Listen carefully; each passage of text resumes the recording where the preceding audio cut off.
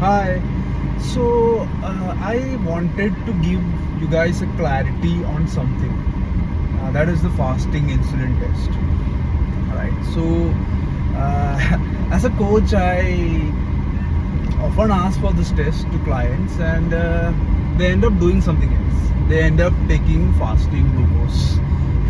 I, I mean, I understand them. And even understand the labs for that matter, because this is not a very common test in India. This is not a very common test. This is not something people do on a regular basis. It is understandable that there is some confusion. So just for clarifying, these are not the same things. Glucose and insulin are not the same things.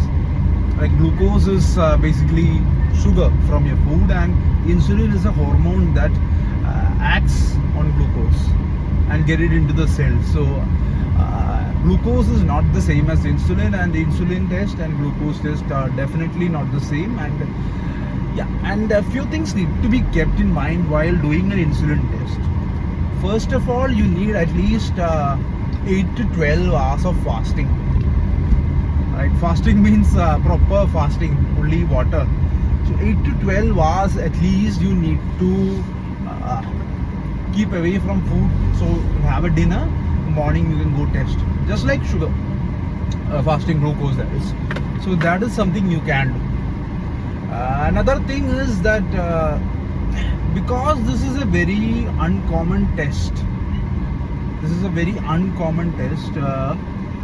many labs don't really have the facility, and in many cases the labs are not really what you can say, they don't don't do this right.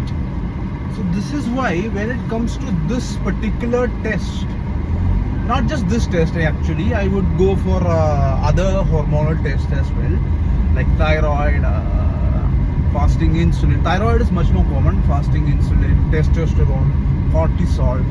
For such hormonal test, I would recommend going to a proper, higher end lab, not the normal one.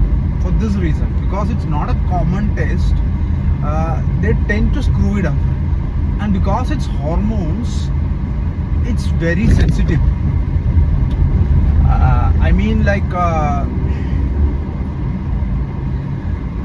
Like you can just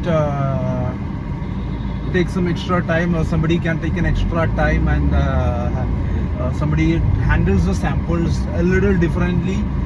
Something like an HbA1c won't be affected by all this, but something like a fasting insulin, something like a cortisol, it has a big time impact. So that is what I'm trying to say. And another advice I have is, if possible, better to avoid home collection and to actually go to the lab, because we have no idea how the person who is drawing your blood is handling the sample. Like, is he reaching on time? Is he getting delayed? Is he maintaining the right temperature? Like, all these things have an impact on blood test, especially the sensitive ones like hormones. So this is something I highly recommend. So please get this done. Please do this. Please keep this in mind. This is a very important test. So people should have it tested at least once in 6 months. And if you have an issue, then once in 3 months. But if you don't, then once in 6 months. And like the value, ignore the lab ranges. The value should be less than 6. If you can get it to say a 4 or a 3, it would be much better. But less than 6 is something you should aim for.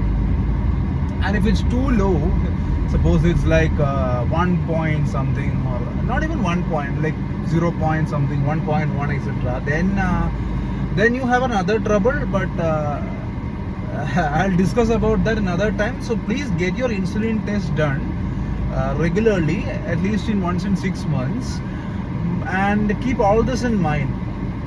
And so that's what I wanted to say.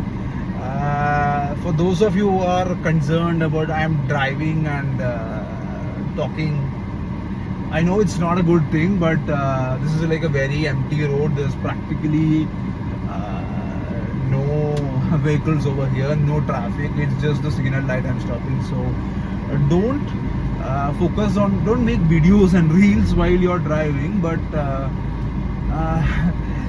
today I thought I wanted to talk to you, so I just made it. I'm still focusing on the road. So bye.